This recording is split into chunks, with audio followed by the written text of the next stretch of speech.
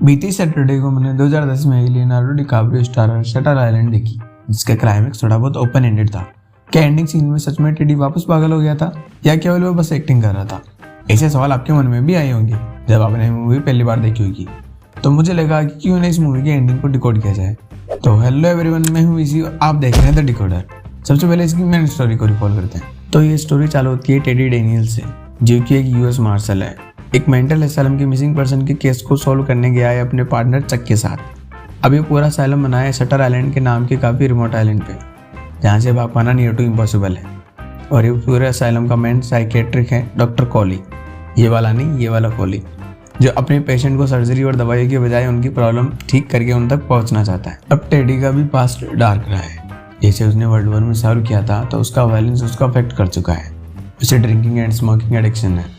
और इन सब के ऊपर एंड्रू लेडिस नाम के एक बंदे ने टेडी की वाइफ को मार भी दिया था। तो ये सारी चीज़ें टेडी को ऑलरेडी भारी भरकम ट्रॉमा दे चुकी है।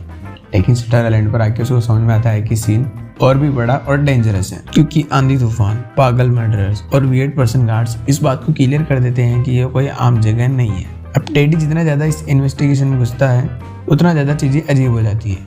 जैसे रेचल सोनाल्डो, जिस मिसिंग पेशेंट को ये लोग ढूंढने आए थे, उसका ट्रीटिंग डॉक्टर कई दिनों से छुट्टी पे है। फिर हॉस्पिटल का स्टाफ मजे में और किसी को कोई टेंशन ही नहीं है।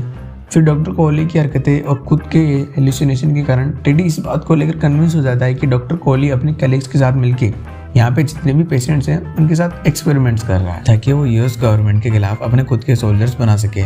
और उसे लगने लगता है कि उसकी वाइफ को मारने वाला एंड्रू लेडिस भी इसी आइलैंड पे है। उसे ढूंढने की कोशिश भी बहुत करता है, लेकिन एंड्रू उसे मिलता नहीं। फिर टेडी इस बात को लेकर कन्विंस हो जाता है कि इस आइलैंड पे जो लाइट हाउस है, जिसमें डॉक्टर कॉली अपने पेशेंट्स की सर्जरी करके उन्हें सॉर्ट ऑफ ब्रेन वॉश कर रहे हैं। लेकिन जब टेडी इस लाइट हाउस तक पहुंचता है तो वहाँ पे उसे और हमें दोनों को इस मूवी के सबसे बड़े झटके लगते हैं, क्योंकि लाइट हाउस बिल्कुल खाली है। ना तो वहाँ पे कोई खुफिया कांड हो रहे हैं और ना ही कोई कॉन्स्पिरेसी। बस जो मिलते हैं वही डॉक्टर कॉली, जो उससे बताते हैं कि टेडी ने पिछले 2 दिनों में जो भी कुछ किया है वो सब एक बड़ा रोल प्ले था, और वो खुद भी पिछले 2 सालों से वहीं का एक पेशेंट है, जिसका नाम टेडी नहीं बल्कि एंड्रू लेडिस है। हाँ भाइयों, तो जिस एंड्रू को ढूंढने की कोशिश कर रहे थे ये वो खुद है, और इसका पार्टनर चक छुट्टी पे जाने वाले डॉक्टर शाहीन है। पहले तो नेचुरली एंड्रू या टेडी जो भी है ये और हमें इस बात को एक्सेप्ट नहीं करते हैं और लगता है कि कॉली साहब झूठ बोल रहे हैं। लेकिन फिर वो कुछ ऐसी बातें और प्रूफ सामने रखते हैं कि मानना ही पड़ता है। और तब टेडी को याद आता है कि हुआ क्या था। उसकी वाइफ लॉरिस ने अपने तीनों बच्चों को लेक में डुबाकर मार दिया, और ये रियलाइज होने पे कि लॉरिस कुछ भी नहीं कर सकती क्योंकि वो मेंटली इल है, तो एंड्रू उसे शूट कर देता है। लेकिन पूरे इंसिडेंट का इमोशनल ट्रॉमा इतना ज़्यादा था कि एंड्रू के ब्रेन ने इस बात को, इस मेमोरी को कभी एक्सेप्ट ही नहीं किया। और क्योंकि वो एक यूएस मार्शल था जिसने वर्ल्ड वॉर में सर्व भी किया था, तो वो इंटेलिजेंट तो था ही। तो उसके ब्रेन ने अपने आप ही एक स्टोरी बना ली कि शटर आइलैंड पे एक्सपेरिमेंट्स हो रहे हैं और यूएस गवर्नमेंट के खिलाफ कोई कॉन्स्पिरेसी है और ये सब कुछ उसे ही रोकना है। लेकिन अपनी रियलिटी याद आने पर टेडी इस बात को एक्सेप्ट भी कर लेता है। तब डॉक्टर कॉली उसे बताते हैं कि वो पहले भी कई बार इस एक्सपेरिमेंट को कर चुके हैं, और हर बार शुरू के कुछ दिनों के लिए एंड्रू इस बात को एक्सेप्ट तो कर लेता है, लेकिन कुछ दिनों के बाद वह रीसेट हो जाता है और ये साइकिल लूप की तरह चलती रहती है। ये सुनने के बाद एंड्रू कुछ रिस्पॉन्ड नहीं करता, लेकिन अगले कुछ दिनों के बाद फिर से टेडी बन जाता है।